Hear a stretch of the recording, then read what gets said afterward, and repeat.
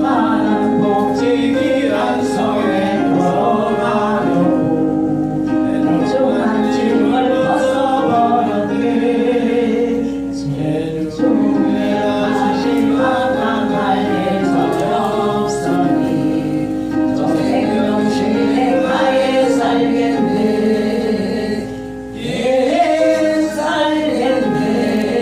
나에게 살겠네. 저 생명실에 가에 살겠네. 예 살겠네. 나에게 살겠네. 저 생명실에 가에 살겠네. 그가 그런게도 멀어 인도하시니 나가는 길이 영통하겠네. 그 나를 내가 지고 건넌 후에는 저 생명실에 가에 살겠네. 예 살겠네. 나에게 살겠네. 저 생명실에 가에 살겠네. 예 살겠네. 나에게 살겠네. 저 생명실에 가에 살겠네. 아멘. 내 주의 영혼 만나고서 먹여주시니 그 양식 내게 생명 내렸네. 이후로 생명 양식 주와 함께 먹으며 저 생명실에 가에 살겠네. 예 살겠네. 나에게 살겠네. 저 생명실에 가에 살겠네. 예 살겠네. 나에게 살겠네. 저 생명실에 가에 살겠네. 아멘. 네, 2022년 1월 첫 주가 시작되었습니다. 81세 되는 그 훌륭한 귀한 어느 유명한 목사님께서 말씀을 하셨어요. 인생은 그렇게 탐탁하지가 않다. 인생은 그분은 3대예요. 예수 3대 믿음 분이에요. 어떤 문제가 터집니다. 그럼 기도해서 그 문제가 해결이 되면 또 얼마 안 있어서 다른 문제가 또 생긴다는 거예요. 또 기도하고 또 해결하고 또 기도하고 또 해결하고, 그것이 감자와 같은 인생이라는 거예요. 그러니까 이게 우리가 인생을 살아가면서 만만치가 않다는 거죠. 40대, 50대, 60대, 70대로 우리가 이제 살아온 겁니다. 그렇지만은 올해는 누구나 다 좋은 일이 일어날 걸 믿고 하나님께서 축복, 역사하심을 믿고 늘 긍정적인 생각으로 충분한 믿음을 가지고 나아가서 항상 기쁜 마음으로, 감사한 마음으로 늘 쉬지 말고 기도하며 나가서 우리가 승리하며 나가는 우리 모두가 되어야 할 것입니다. 할렐루야. 아멘. 자, 한 해에는 값지게 또 후회 없는 삶, 하나님의 많은 축복 가운데 우리는 살아가고 그해야 되겠습니다. 이제 오늘 본문 말씀에 보면은 주인공이 입다예요. 입다가 암몬 족속을 제압한 후에 이스라엘 백성들을 괴롭히는 이방 족속들은 사라지게 되는 겁니다. 본문에는 입다 이후에 세 사람의 사사가 등장하는 것을 간략하게 보여주고 있습니다. 그런데 이 세 명의 사사들에게는 입다 이후 평화가 정착된 후에 이스라엘의 사사가 되었기 때문에 이전의 전쟁 시 사사들과는 달리 정기적인 기록이 나타나지는 않습니다.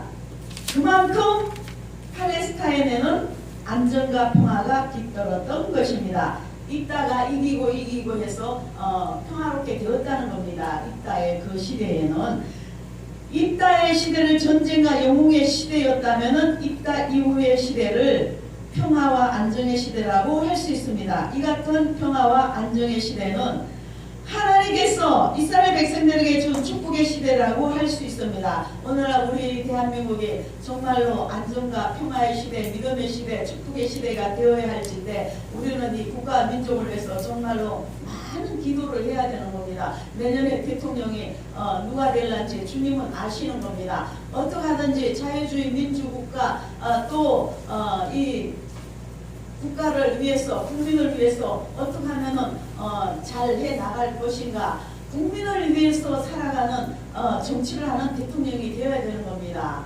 그런데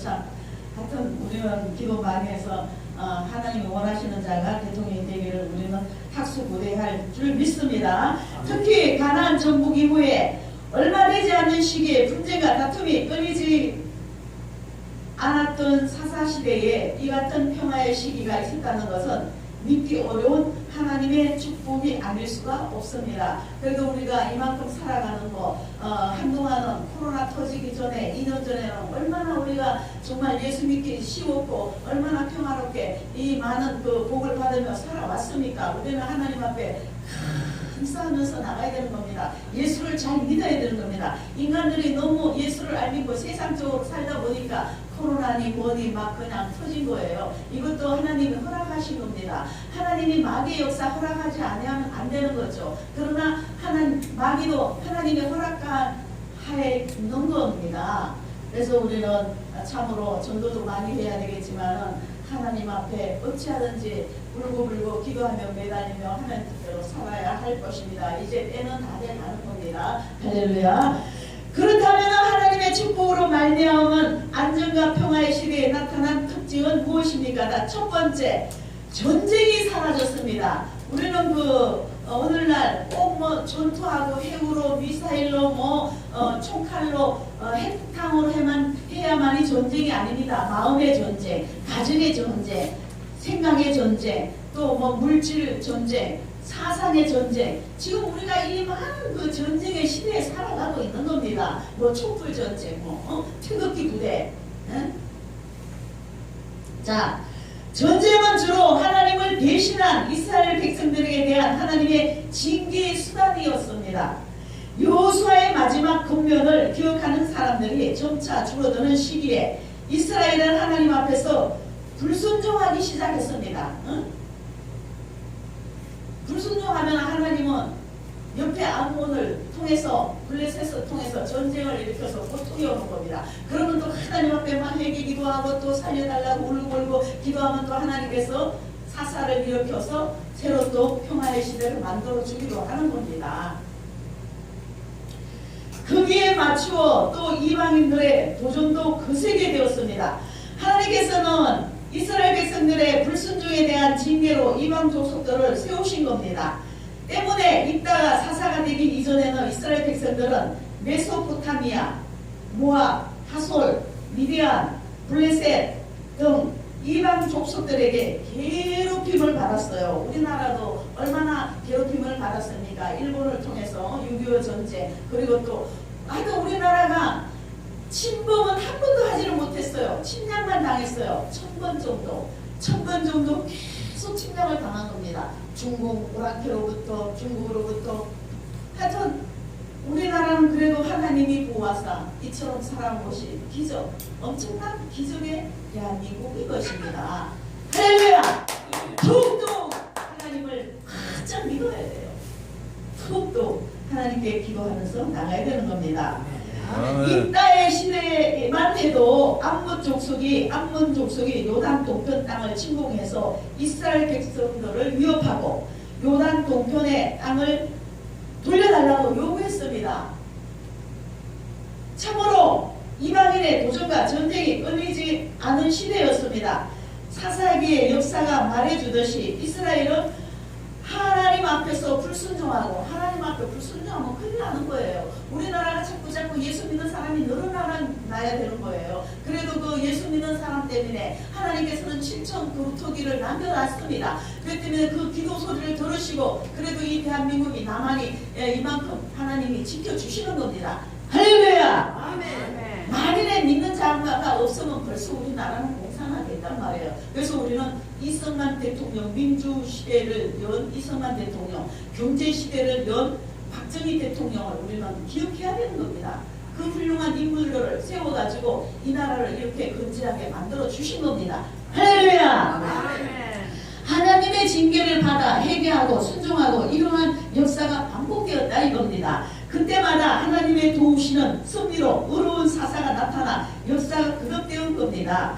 결국은 이스라엘 백성들은 하나님의 공의로우신 징계와 자비로우신 사랑 가운데서 때마다 위기를 모면할 수 있었지만 가나안 정착 이후 계속해서 이방 족속과의 전쟁을 해왔습니다. 오늘날 우리가 영적으로 이스라엘 백성이에요. 우리가 지금 이스라엘 백성인 겁니다. 그런데 이따가 암몬 족속을 물리치고 이스라엘의 평화와 안정의 시대가 도래한 겁니다. 세 사람 사사 시대에는 전쟁의 기록이 없지만 하나님께서 주시는 평화와 안정의 축복은 곧 종말의 심판 이후에 오는 영원한 안식을 맛보게 하는 축복이 되는 것입니다. 아멘. 두 번째, 혼인잔치가 많았습니다. 사사 입다 이후에 베들레헴 입산이 이스라엘 사사가 되었을 때 입산은 아들과 딸들을 각각 30명씩 두었습니다. 전쟁의 회오리에 휘말린 입다가 사사로 있을 때와는 대조적인 유복한 모습입니다. 그 당시 자녀의 수는 부와 권력을 상징했습니다. 입산이 얼마나 풍요를 누렸는지 짐작할 수가 있습니다. 자녀가 막 30명이면 부인이 많았겠죠. 더욱이 입산은 딸들을 타국으로 시집을 보내었다고 했습니다. 막 정략적인 결혼을 시켰겠죠.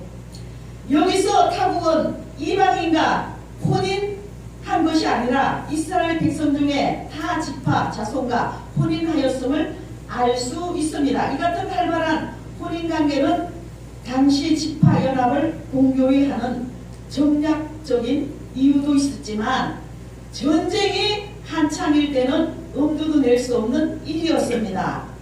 사사 입산의 딸들이 여러 지파 자손들과 혼인할 수 있을 만큼 태평 성대를 누리고 있었던 겁니다.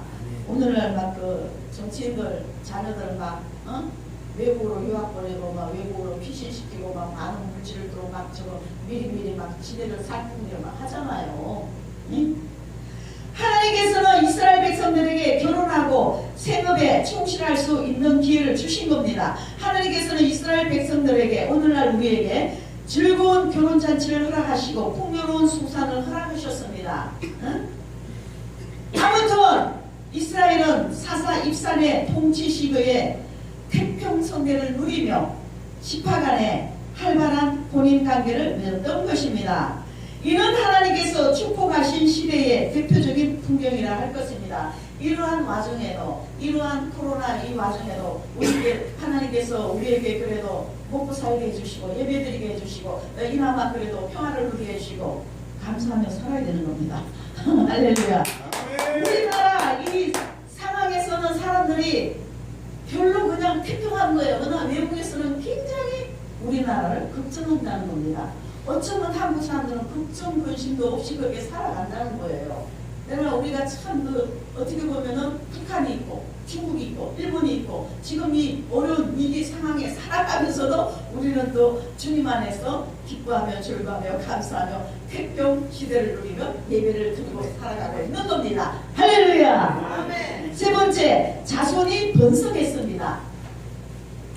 입산의 시대가 끝나고 엘론의 시대가 시작되었습니다. 본문에는 엘론의 통치 기간 외에 별다른 기록은 남기지 않고 있습니다. 태평성대를 구가한 입산과 자손이 번성했던 압돈 사이의 사사로 엘론의 시대에도 이스라엘은 풍요와 번영의 시기였을 것으로 미루어 짐작할 수 있는 겁니다. 사사 압돈 시대에도 자손이 번성했고 풍요로운 생활을 했음을 알 수 있습니다. 엘론은 아들 40명과 자손 30명이 각기 나귀를 타고 다녔다고 하였습니다. 오늘날로 말하면 100구수 이상의 자가용을 타고 다녔다는 거예요. 그러니까 그 당시에도 잘 살았던 사람은 많습니다. 오늘날로 말하면 좋은 자가용을 타고 다녔다 이겁니다. 자식은 여호와의 주신 기업이요 태의 열매 그 상급이라는 의식이 당시 가치가 아니었다고 볼 수 있습니다. 압금과 그의 시대는 하나님의 특별한 축복과 은총을 누린 시대였음이 분명합니다. 그냥 예수 잘 믿으면 오늘날도 하나님께서 영권, 이권, 물권 다 은혜 베푸시고 누리게 해주시는 겁니다. 주님 안에서 우리는 철저하게 살아야 되는 겁니다. 할렐루야! 아멘. 권세와 부가 함께 동반되는 것을 의미하는 거죠. 그러니까 영권이 있고 우리 주님 안에서는 영계 물권이 있거든요. 세상적으로는 부귀영화 공명이겠지만은 오랜 세월 동안 전쟁으로 시달렸던 이스라엘 백성들은 안정과 평화 그리고 풍요와 번영의 축복을 받았던 것입니다. 우리가 2022년 올 한해 정말로 큰 영육간의 축복 가운데 살아가야 되는 겁니다. 2021년도는 참 어려운 일들이 많았죠. 누구한테 말 못할 사정도 많았을 겁니다. 어떻게 말 다 할 수가 있습니까? 하나님과 나만이, 하나님과 독대, 개인만이 알 수 있는 거죠. 자, 결론입니다. 우리는 하나님께서 함께하는 시대에 풍요와 번영을 보았습니다. 변함이 없으신 하나님께서는 오늘날도 우리에게 계속 놀라운 축복과 사랑을 주시고 계십니다. 하나님께서는 우리를 주님께로 인도하셨고 예수 그리스도 안에서 참 평안을 누리며 축복을 받게 하셨습니다. 자, 보세요. 하나님이 공기 주시죠. 태양빛 주시죠. 얼마나 감사합니까? 하나님이 우리들에게 무한한 축복을 내려주시는 겁니다. 건강 주시고 그때그때 필요한 모든 물질도 채워주시고 정말 우리는 감사하며 살아야 되는 겁니다. 장애인들을 본다면 우리는 너무너무 감사한 거예요. 눈은 똑바로 뜨고 볼 수 있고 4대 육신 멀쩡하고 할렐루야. 아멘. 아멘. 아멘. 오늘날 이 시대가 가장 복된 시대에 살고 있는 겁니다. 지금 이게 복된 시대에 살고 있어요. 까딱 잘못하면 이제 어려운 시대가 온단 말이에요. 이제 지금도 막 그러잖아요. QR코드 찍고 식당도 뭐 그 백신 두세 번 안 맞으면 못 들어가고 막 이런 시대가 지금 왔잖아요. 어떻게 하든지 정신 바짝 차려야 돼요. 주님은 어제나 오늘나 동일하게 축복을 내려주시고 계시는 겁니다. 그리고 우리 예수 믿는 사람 머리에 머리가 되는 거죠. 남에게 보줄지라도 꾸임받지 않는 겁니다. 입다의 공적을 가로채기 위해 서슴없이 시비를 거는 에브라임 사람들, 남의 공적을 가로채려는 이기적인 자가 되면 안 되는 겁니다. 오늘날도 지는 속도도 까딱 안 하고 남의 그 애써서 해놓은 것을 시기 질투하고 가로채려고 하는 인간들이 얼마나 많습니까? 터무니없이 입다를 모함하며 분사를 일으킨 에브라임 사람들은 입다에 의해 철저히 죽임을 당한 겁니다. 하나님께서 입다를 통해서 다 죽여버렸어요. 시기심과 질투가 에브라임 사람들을 사망의 늪으로 몰아간 겁니다. 혹시 우리 가운데 이런 무서운 마음을 도사리고 있지 않습니까? 회개해야 돼요. 회개해서 시기질투, 분쟁 속에서 제약의 썩뿌리를 예수 이름으로 성령의 불로 뽑아내 버려야 되는 겁니다. 예수 이름으로 성령의 불로 불살라 버려야 되는 겁니다. 아멘. 할렐루야. 아멘. 그래서 성령의 충만한 은혜로 나가야 되는 것입니다. 아멘. 입다는 군사적 측면에서 공로를 세웠습니다. 반면 이후에 3명의 사사는 행정적인 측면에서 이스라엘을 다스렸습니다. 이와 같이 사람은 누구나 하나님께로부터 받은 은사가 각각 다릅니다. 위에 계신 분들 다 은사가 달라요. 다 다릅니다. 아멘. 그저 그 받은 은사에 감사하며 겸손히 하나님 일에 충성하며 나에게 주신 사명을 기꺼이 잘 감당하면 되는 겁니다. 할렐루야. 아멘. 우리는 순종하고 겸손하고 감사하며 믿음으로 나가야 되는 겁니다. 교만하면 하나님이 그냥 내쳐버리는 거예요. 교만하니까 받을 복을 놓치버리잖아요. 할렐루야. 아멘. 겸손해야 되는 겁니다. 남을 나보다 낮게 여기는 마음도 가져야 되고, 그래서 하나님 일에 충성을 다해야 되고, 맡은 사역에 최선을 다해야 되는 겁니다. 그래서 우리가 올 한 해에 놀라운 축복과 놀라운 은혜로 세은의 세영을 하나님께로부터 공급받아서 승리, 성공, 승리하며 나가는 우리 모두가 되시기를 예수님 이름으로 축원드립니다. 아멘.